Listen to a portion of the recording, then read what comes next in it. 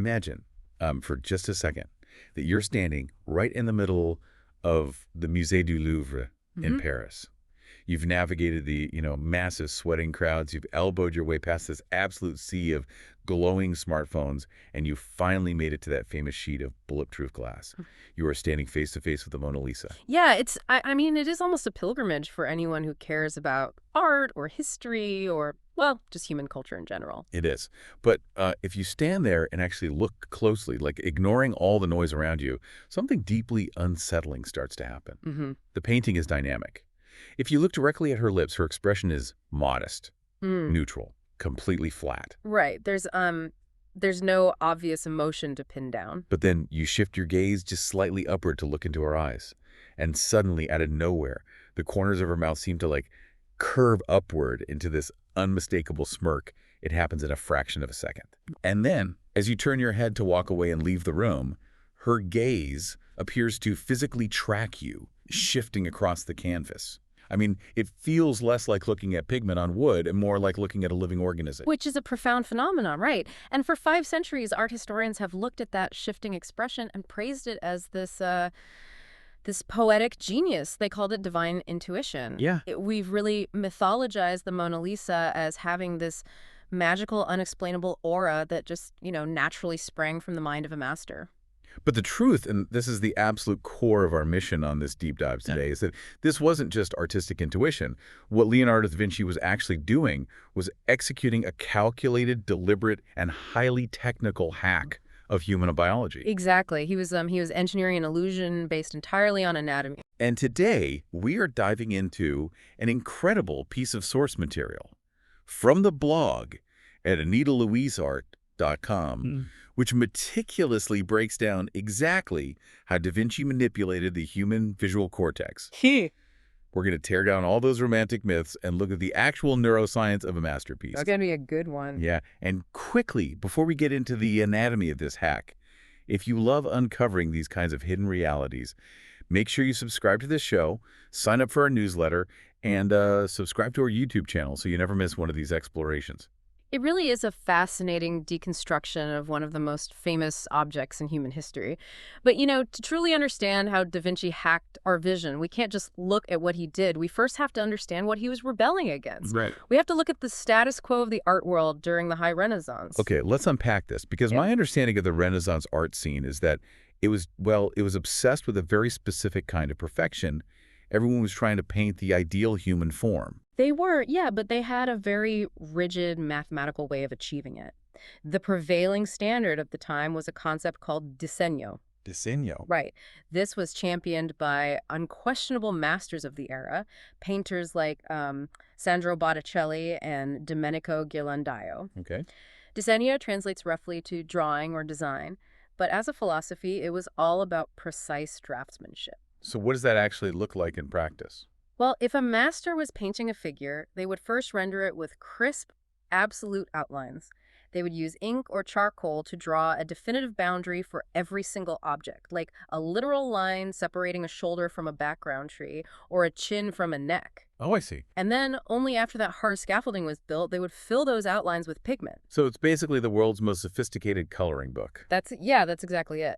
I mean, obviously, Botticelli painting The Birth of Venus is on a vastly different level than a toddler with crayons, but it relies on that same fundamental logic. You draw the thick, hard boundary first to isolate the object from its environment, and then you color inside the lines. It creates a very clean, highly readable image. And to the Renaissance mind, that hard line represented order. It represented a divine structure to the universe. Right. But Leonardo looked at that approach and found it entirely artificial. He thought it was an absurd way to represent life. He spent countless hours just observing light-hitting objects in nature. And he had this incredible realization: the universe does not contain hard lines. Which sounds a bit abstract, but he meant it literally. Like, if I hold up my hand right now, there isn't a black line drawn around my fingers separating them from the air in this room. Exactly. He took that literal truth and made it his doctrine.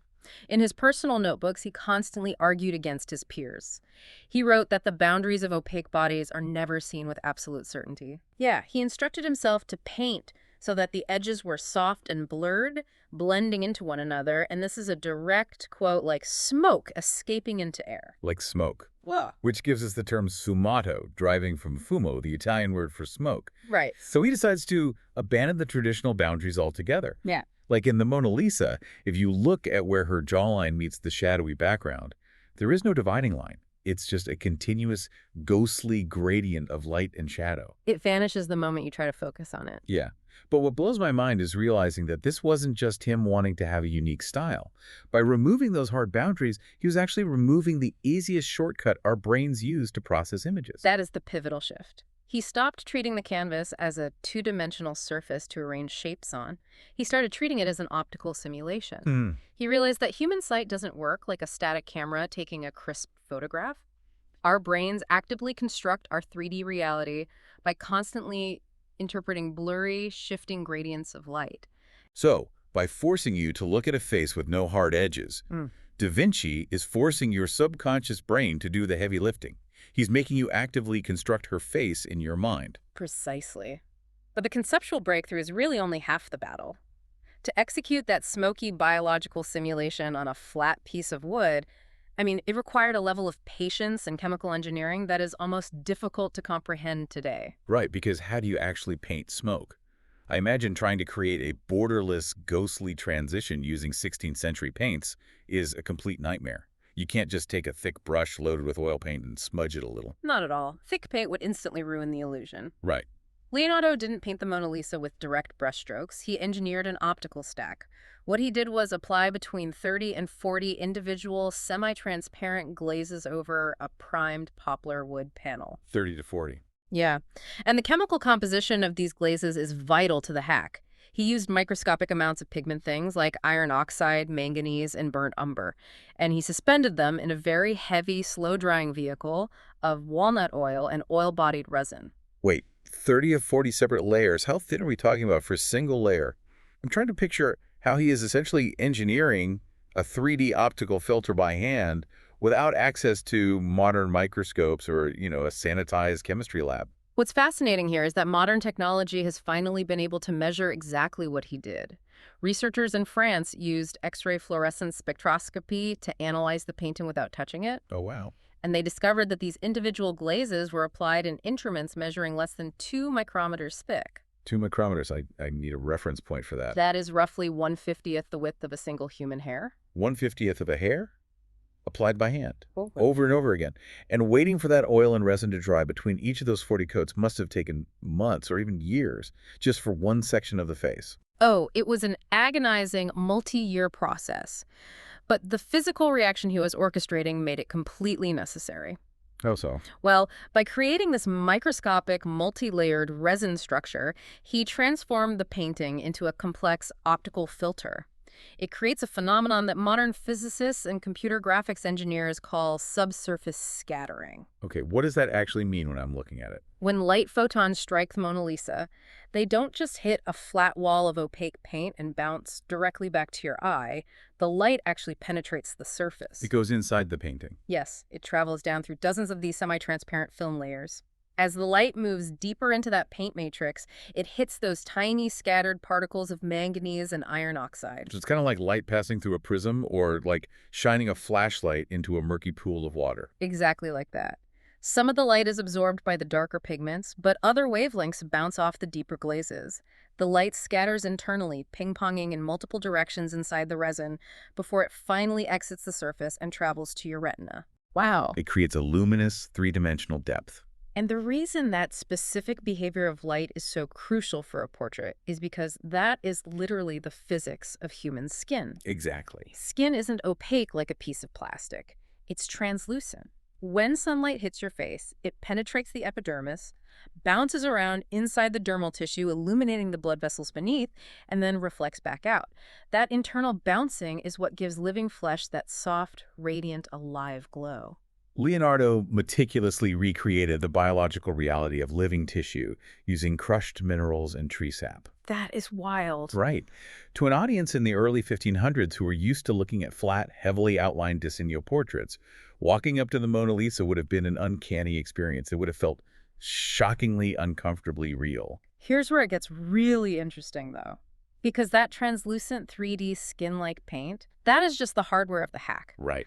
The software hack, the part that actually makes your expression move, targets the biological mechanics of how our eyeballs transmit data to the brain. And to understand that software hack, we have to look at Leonardo's obsessive anatomical studies. He was famous for dissecting human cadavers, often in secret, which was a dangerous and messy business back then. Yeah, no kidding. But he didn't just study muscles and bones to see how an arm bends. He went much further. He carefully dissected human eyes. But what does dissecting an eyeball actually tell a painter? A retina is just a screen that catches light, isn't it? You would think so, but Leonardo discovered that the human retina isn't just one uniform canvas recording everything equally. He realized there's a strict structural division of labor in the eye. Human vision is split into distinct zones that process reality in completely different ways. Okay, break those zones down for us. In the very center of your retina, you have a tiny pit called the fovea centralis. This area is tightly packed with cone cells. The fovea is your high-definition center. It is entirely dedicated to processing high spatial frequencies, which basically means sharp edges, fine details, and crisp contrasts. If you are reading the text of a book or threading a needle, you are relying entirely on your fovea. So the fovea loves boundaries and hard lines. Exactly. But the biological trade-off is that the fovea is relatively slow, and it is terrible at detecting subtle, soft shifts in shadows. Interesting. Now, surrounding that tiny high-def center, you have the peripheral retina, and it operates on a completely opposite set of rules. So what is the periphery looking for, if not detail? The peripheral retina is packed with rod cells. It doesn't care about fine detail at all. It lacks sharp acuity altogether, but evolution designed it to be extraordinarily sensitive to low spatial frequencies. Which means? It excels at picking up broad shapes, shadowy gradients, and subtle motion in your environment. It's what allows you to catch something moving out of the corner of your eye in the dark. Okay, so you have the fovea in the center, desperately looking for sharp lines and crisp details, and the vast periphery looking for shadows and movement. And Da Vinci understood this anatomy well enough to actually weaponize it. He weaponized it flawlessly. Let's go back to that moment standing in the Louvre. When you look directly at Mona Lisa's eyes, your high-definition fovea is focused entirely on the upper half of her face. That means your peripheral vision is taking responsibility for processing her mouth. And remember, the peripheral vision loves shadows and ignores details. Right. So your peripheral retina looks at the soft, smoky, sfumato gradients around the corners of her lips. It can't see the fine details of her mouth, but it interprets those soft, low-frequency shadows as an upward curve. It essentially sends a signal to the brain saying, hey, I see shadowy shapes curving upward down there. I'm pretty sure she's smiling. Yes, to your brain, the smile is definitively there. But human beings are deeply social creatures. We are drawn to faces, and we instinctively want to confirm the emotional state of the person we are looking at.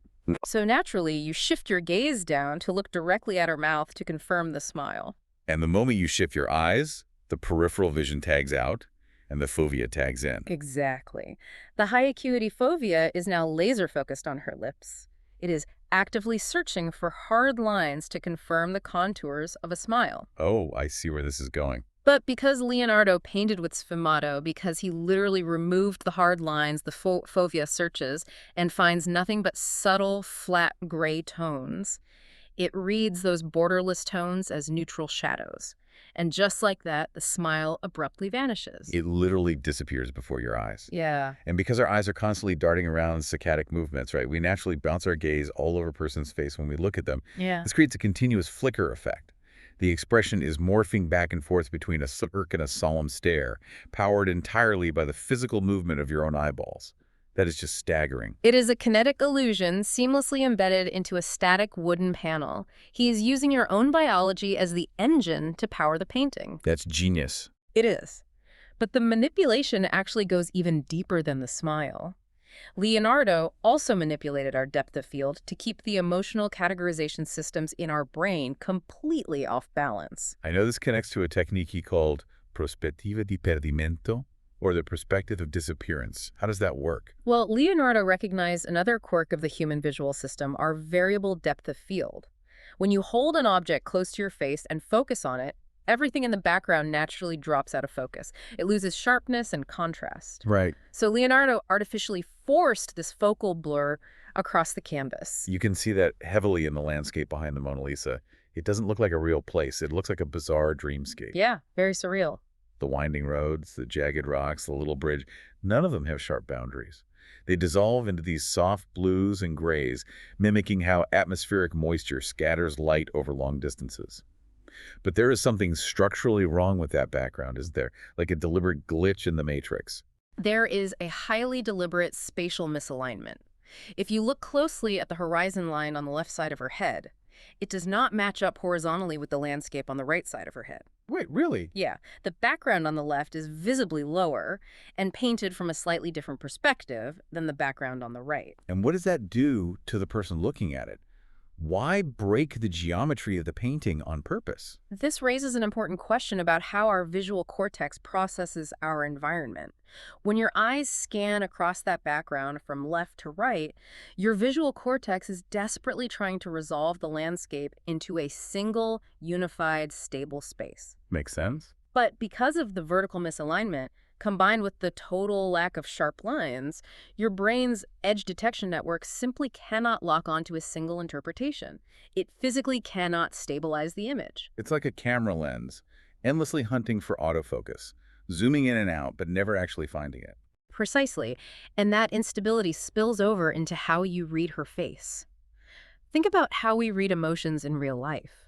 We don't analyze static, freeze-framed features. We read micro-expressions. Right. We interpret fleeting shifts in muscle tone and fleeting shadows that occur in fractions of a second. By erasing all the hard edges on her face and deliberately destabilizing the background, Leonardo stripped away all the explicit visual markers that allow our brain to quickly categorize an emotion. Because usually our brain wants to put things in a neat little box so it can move on. Like this person is happy, this person is angry, this person is a threat. Exactly. But here, the primary visual cortex can't find a definitive boundary. So it passes an unresolved, ambiguous signal deeper into the brain, specifically to the amygdala, which processes emotion, and the fusiform face area. And because the signal is ambiguous, the amygdala refuses to settle. It is forced to continuously guess what it is seeing. And psychology tells us that in the absence of absolute certainty, the human brain starts projecting its own mood and its own subconscious expectations onto the ambiguous stimulus. Oh, well. So if you're in a good mood, maybe she looks amused. Right. The ambiguity of the Mona Lisa isn't an accident. It is a structural feature engineered to never settle into a single state, forcing you to project yourself onto it. So what does this all mean for us today? We are talking about a guy mixing walnut oil and ground up rocks in the early 1500s. But it really feels like it took science and technology half a millennium to finally catch up to what he was doing intuitively. It absolutely did. If you look at modern computer graphics and digital rendering, software engineers spent decades struggling with the exact same problems Leonardo solved on that piece of wood. That's a wild comparison. But think about early 3D video games from the 1990s or early 2000s. Oh, they looked incredibly stiff. Even the highest budget ones, the characters all looked like they were carved out of matte plastic. Right. The reason they looked so unnatural is because early digital engines rendered objects with mathematically perfect, razor-sharp edges. It was essentially digital diseño. Oh, that makes so much sense. They didn't understand how light penetrated surfaces. To make rendered environments look convincing today, modern graphics pipelines have to rely on algorithms that directly emulate Leonardo's glazes. Modern rendering engines use a technique called retracing. That's the buzzword for every new gaming console now. Yeah. It simulates how light bounces around a room, right? Yes, retracing and light transport algorithms calculate the exact mathematical path of virtual photons as they pass through and bounce inside translucent surfaces like skin or wax. So it's basically Sfumato math. It is the digital equivalent of the subsurface scattering Leonardo achieved with his microscopic layers of resin. Furthermore, modern game engines now deliberately apply Gaussian blurs and depth of field filters, often called bokeh effects, to emulate the natural focal limitations of the human eye. They blur out the background to guide your attention, exactly like Leonardo's perspective of disappearance. It's incredible to think we're using massive server farms to calculate the math that he was doing intuitively with a paintbrush. And it's not just computer science validating him. It's modern neuroscience too, right? That might be the most validating part of all. There is an emerging field called neuroaesthetics, which uses advanced technology like functional MRI brain scans and highly sensitive eye tracking hardware to decode exactly how the human brain responds to art. Wow. Pioneering studies in this field have physically mapped how we process these masterpieces. The source material specifically mentions neurobiologist Margaret Livingstone at Harvard Medical School. What did she actually do to test the Mona Lisa? Livingstone conducted brilliant studies focusing specifically on how our eyes process spatial frequencies.